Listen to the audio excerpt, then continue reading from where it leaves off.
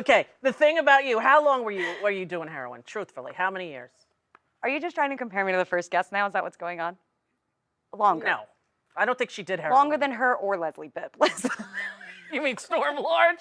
Storm Large was only a heroin addict, she said, for 2 months. I'm like, you haven't met Tashi. Come on, that's like baby stuff. No, I mean, I'm sure was years. It wasn't even that long, though, in this. I mean, really, let's say, like, at 16, I'm starting with the shenanigans and the wilding. Yeah. And like the Amish? You had a year off for wilding? yeah, for my Rumspringa.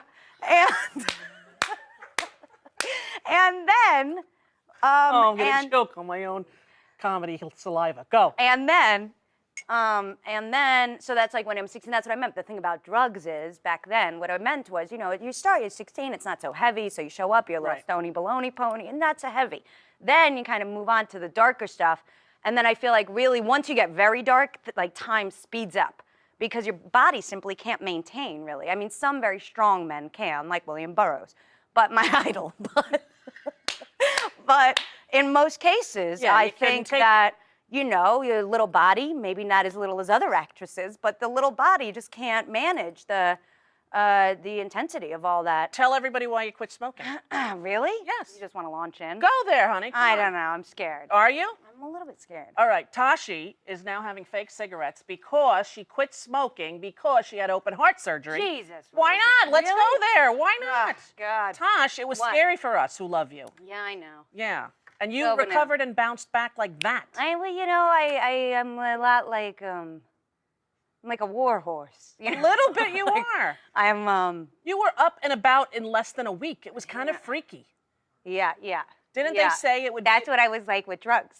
Yes. We're gonna go there. Well, we might as well. So the movie. So the movie, what I would say, is what was so great about the American reunion and having the friends convince me to kind of do it, because I was scared. I mean, I was legitimately, had sort of built, yes, you were really in the mix that day.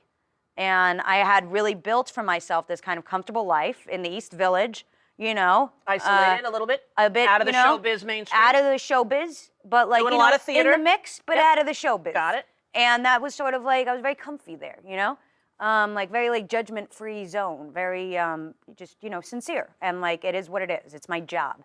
It's not like a whole fancy thing.